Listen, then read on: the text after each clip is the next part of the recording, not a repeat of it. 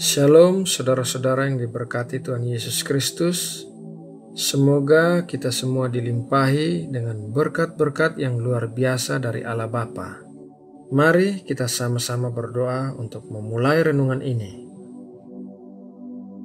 Tuhan Allah kami yang ada di sorga, kami mengucap syukur buat anugerah kehidupan yang masih Engkau berikan bagi kami. Mungkin ada di antara kami yang saat ini sedang menghadapi masalah atau kesulitan.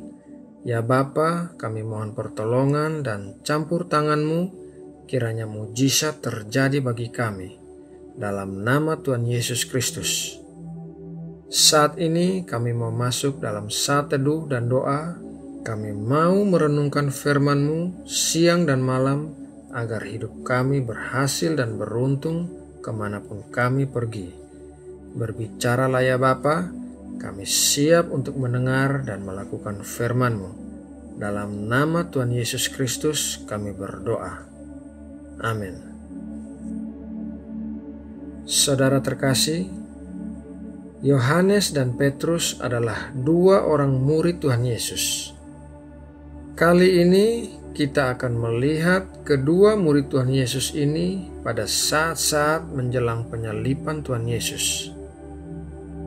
Peristiwa yang tercatat dalam Yohanes 13 ayat 21-30 adalah mengenai perjamuan makan malam terakhir Tuhan Yesus dengan murid-muridnya sebelum ia ditangkap di Taman Getsemani.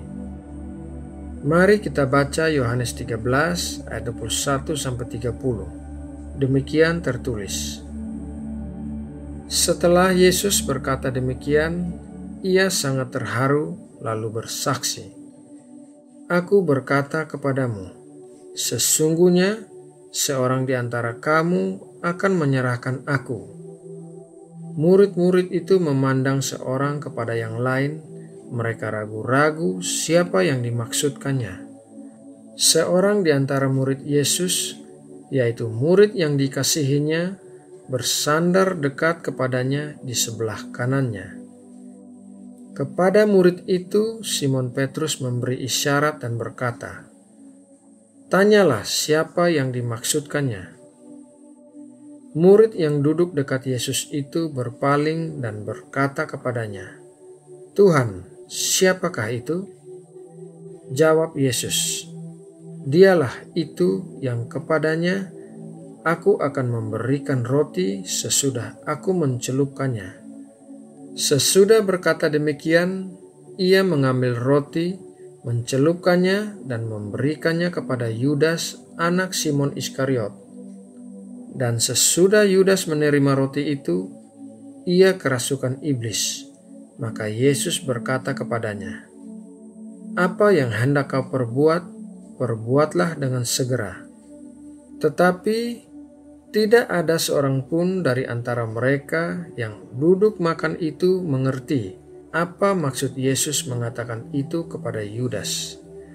Karena Yudas memegang kas, ada yang menyangka bahwa Yesus menyuruh dia membeli apa-apa yang perlu untuk perayaan itu, atau memberi apa-apa kepada orang miskin. Yudas menerima roti itu lalu segera pergi. Pada waktu itu, hari sudah malam. Pada saat itu, para murid Tuhan Yesus percaya bahwa Tuhan Yesus adalah seorang juru selamat politik yang akan memimpin bangsa Israel untuk merdeka dari Roma. Mereka mengharapkan Tuhan Yesus untuk menggulingkan Roma dan memulihkan kerajaan Israel. Digambarkan dalam kisah perjamuan makan malam itu, bahwa murid yang dikasihi Tuhan Yesus, yaitu Yohanes, bersandar di dekat Tuhan Yesus. Sekarang ini kita pasti akan merasa hal itu terasa ganjil. Namun pada zaman dulu, bersandar di dekat seseorang adalah tanda dari persahabatan yang karib. Nama Petrus berarti batu. Batu adalah sarana di mana 10 perintah Allah ditulis di atasnya, melambangkan hukum Taurat, sedangkan Yohanes berarti Allah murah hati, melambangkan kasih. Petrus adalah seorang yang aktif, suka bekerja, dan berusaha keras. Ini sama dengan kehidupan yang dijalani dengan hukum Taurat, yaitu mengandalkan diri sendiri untuk mematuhi seluruh perintah Allah, sedangkan hukum kasih adalah perjanjian baru. Selanjutnya, dalam Markus 14 ayat 31 menceritakan bahwa dalam perjalanan ke Taman Getsemani, sesudah perjamuan makan malam, Petrus dan semua murid yang lain, termaksud Yohanes, berjanji untuk setia kepada Tuhan Yesus.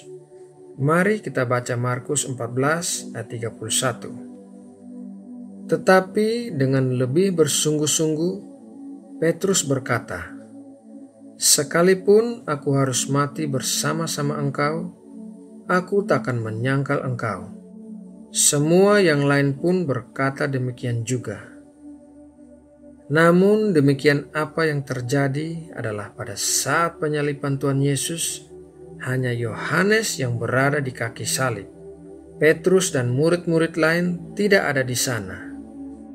Yohanes mengerti apa artinya hidup dalam kasih Tuhan Yesus. Ia tahu bagaimana bersandar di dekat Tuhan Yesus, sekalipun kekacauan dan ketidakpastian berlangsung sepanjang hari. Ia adalah murid yang dikasihi Tuhan Yesus. Yohanes tidak bersandar pada kekuatan, otak, dan keberaniannya seperti yang dilakukan oleh Petrus. Ia tidak berusaha memperbaiki sesuatu dengan kekuatannya sendiri. Yohanes tahu bahwa keamanan dan kekuatan sejati tidak ditemukan dalam usaha manusia, tetapi di dalam kasih Tuhan Yesus. Inilah perjanjian baru. Kedengarannya sangat rohani dan benar sekali jika kita membuat janji-janji tentang komitmen kita kepada Tuhan. Tetapi janji-janji tidak akan membuat kita tetap berada di kaki salib apapun yang terjadi. Hanya kasih yang akan melakukan hal itu. Kita harus menjaga diri kita untuk tetap berada dalam kasih Allah. Saudara yang terkasih, demikianlah renungan hari ini, kiranya dapat menguatkan kita semua dalam mengikuti Tuhan Yesus. Mari kita berdoa untuk menutup renungan ini. Bapa yang mengasihi kami dan kami kasihi, terima kasih untuk benih firman-Mu yang kami dengar hari ini. Kiranya semua firman-Mu tertanam di dalam hati kami dan menguatkan kami pada saat-saat kami butuhkan. Bapa, kami tahu bahwa kami perlu untuk tetap berada di dalam kasih-Mu, karena kami tidak mampu memenuhi semua ketentuan hukum Taurat. Terima kasih Bapa, karena telah memberikan perjanjian baru, yaitu Tuhan Yesus Kristus bagi kami. Bapa, kami mau berdoa untuk pemimpin-pemimpin negara kami Indonesia. Curahkanlah hikmat-Mu bagi pemimpin-pemimpin kami ya Bapa, dan tuntunlah mereka berjalan di dalam rasa takut akan Engkau, sehingga keputusan-keputusan yang mereka buat akan menuntun Indonesia mengalami ketentraman dan damai sejahtera dari Engkau. Terima kasih Bapa, dalam nama Tuhan Yesus Kristus kami berdoa. Amin.